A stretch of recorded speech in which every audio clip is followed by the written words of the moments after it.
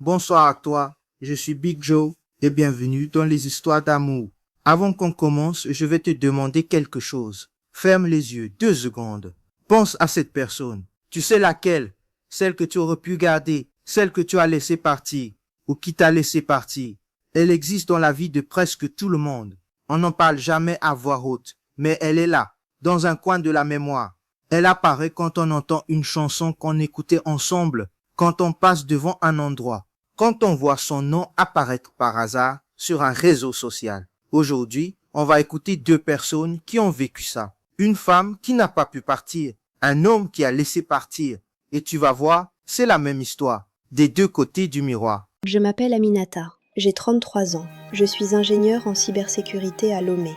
On m'envie souvent. La maison, la voiture, le poste. Sur le papier, j'ai réussi. Sur le papier. Luc, je l'ai rencontré quand j'avais 24 ans. C'était dans un mariage. Tu sais, ces mariages où tu connais à peine la mariée mais ta cousine a insisté pour que tu viennes. Il était de l'autre côté de la salle. On s'est regardé, on a souri. Il est venu me parler. À la fin de la soirée, j'avais son numéro. À la fin du mois, il m'avait dit qu'il m'aimait. Pendant 2 ans, on a vécu quelque chose que je n'ai plus jamais retrouvé depuis. Ce truc où tu rentres du travail et tu as envie de courir vers chez toi. Où tu te disputes pour des bêtises et tu rigoles 10 minutes après. Où tu fais des plans à voix haute, sans peur du ridicule. Et puis un soir, il est arrivé chez moi avec une enveloppe. Sa bourse. Il avait été accepté pour faire son master en France. Marseille, 3 ans. Il m'a dit « Aminata, viens avec moi. On se mariera là-bas. On commencera notre vie. » Je ne pouvais pas. Ma mère venait d'être diagnostiquée. Diabète sévère, complications. Ma petite sœur entrait au lycée. Il fallait quelqu'un à la maison. Mon père était déjà parti depuis longtemps. J'étais le pilier. Je lui ai dit « Pars, je t'attends. Quand tu reviens, on construit. » Il est parti. Au début, c'était bien. On s'appelait tous les jours, puis tous les 2 jours, puis le week-end, puis les anniversaires.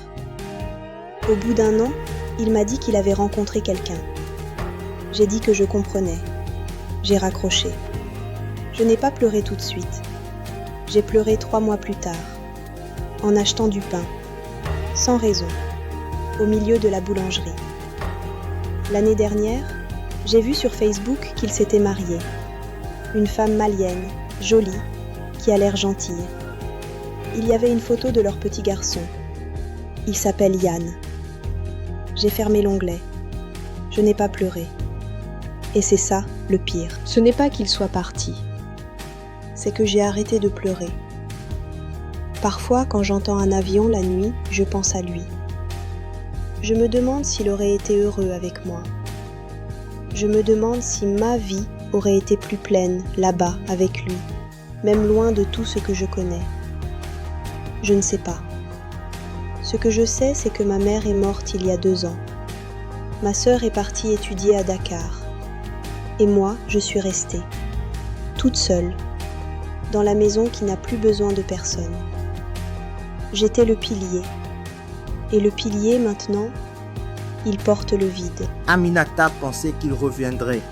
Elle pensait que l'amour serait plus fort que la distance, que celui qui aime vraiment attend. Maintenant, écoute Luc, parce que de l'autre côté de cette histoire, il y a un homme qui n'a pas attendu, qui n'a pas vu, qui a laissé partir et qui 7 ans plus tard vient de comprendre ce qu'il a fait. Voici Luc. Je m'appelle Luc, j'ai 36 ans. Je suis chef de projet dans une boîte de télécom. Bonne situation, bon appart, bagnole correcte. Sur le papier, tout va bien. Sur le papier. Aminata, je l'ai rencontrée au boulot. Elle était entrée comme stagiaire. Elle est devenue collègue. Et puis un jour, à un pot de fin d'année, on est sorti dans la rue pour prendre l'air. Elle m'a regardé. Elle m'a dit « Luc, je crois que je suis amoureuse de toi, sans détour, sans préliminaire, sans gêne. » Elle me l'a dit comme on annonce la météo. Moi, j'avais 28 ans. J'étais le mec classique. Je voulais m'amuser, voir d'autres femmes, ne pas me presser. Je n'étais pas prêt. Tu sais cette expression magique des hommes ? Je ne suis pas prêt. On la sort à chaque fois qu'on veut dire la vérité sans la dire. On n'a pas le courage. Aminata, elle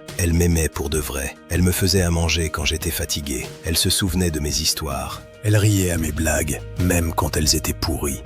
Et moi, je lui disais « Laisse-moi du temps. je vais y arriver, je vais m'engager. Pendant 3 ans, je lui ai dit ça. Un matin, je suis rentré du sport. Sur la table, une lettre. Une seule feuille pliée en 2. Pas d'éclat, pas de cri.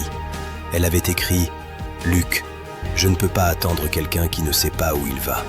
Tu n'es pas mauvais, tu n'es juste pas prêt. Et moi j'ai 30 ans, je veux construire. Sois heureux. » J'ai posé la lettre. Je suis allé prendre une douche. Je me suis dit qu'elle allait revenir. Elle n'est pas revenue. J'ai mis 6 mois à comprendre qu'elle ne reviendrait pas. Encore 6 autres à arrêter de l'attendre. Puis j'ai fait ce que les hommes font quand ils ont mal. Je me suis enterré dans le travail. J'ai changé de poste. J'ai eu une promotion. J'ai eu d'autres femmes. Toutes passagères. Aucune qui restait. Aucune que je ne laissais rester. Il y a 6 mois, je l'ai croisée, par hasard, au centre commercial. Elle tenait la main d'un petit garçon de 4 ou 5 ans. À côté d'elle, un homme. Un homme bien. Tu sais, ce genre d'homme qu'on regarde et qu'on se dit « Ok, je vois pourquoi ». Elle m'a vu. Elle a souri. Pas un sourire forcé, un vrai sourire. Elle m'a dit « Luc, tu vas bien ?» On a parlé 2 minutes. Elle m'a présenté son mari, son fils. Elle rayonnait. Je suis rentré chez moi. Je me suis assis sur le canapé. Je n'ai pas allumé la télé. Je n'ai rien fait. Et là, j'ai compris. Je n'étais pas prêt. J'étais lâche. Elle avait raison. Elle avait toujours raison. Et maintenant qu'elle ne m'attend plus, maintenant qu'elle a trouvé l'homme que je n'ai pas eu le courage d'être, je le sais. C'est trop tard. Aminata et Luc. Une femme qui n'a pas pu partir. Un homme qui n'a pas su retenir. Ils ne se sont jamais rencontrés. Ils ne se rencontreront probablement jamais. Mais leur histoire, c'est exactement la même histoire. Une personne qu'on a aimée. Un timing qui n'allait pas. Un choix qu'on n'a pas eu le courage de faire. Ou qu'on a fait par devoir, par peur, par lâcheté. Et puis la vie qui continue. Sans cette personne. Mais aussi un peu sans nous-mêmes. Ce que je veux te dire ce soir, c'est ça. L'amour ne nous donne jamais le temps qu'on croit qu'il nous donne. On pense qu'on l'aura toujours sous la main, qu'on aura le temps de revenir, de grandir, de se préparer. Et puis un jour, on regarde et la personne n'est plus là. Alors maintenant, à toi. Tu en as une, hein? Une personne que tu n'as jamais vraiment oubliée. Tu n'es pas obligé de mettre son prénom, mais raconte-moi en 2 phrases, en commentaire. Tu l'as laissée partir ou tu as refusé de la suivre? Et si tu pouvais lui dire une phrase aujourd'hui, ce serait laquelle? Je lis tous les commentaires, vraiment. Et la semaine prochaine, on se retrouve pour un nouvel épisode. Prends soin de toi et de ceux que tu n'as pas encore laissé partir. À très vite.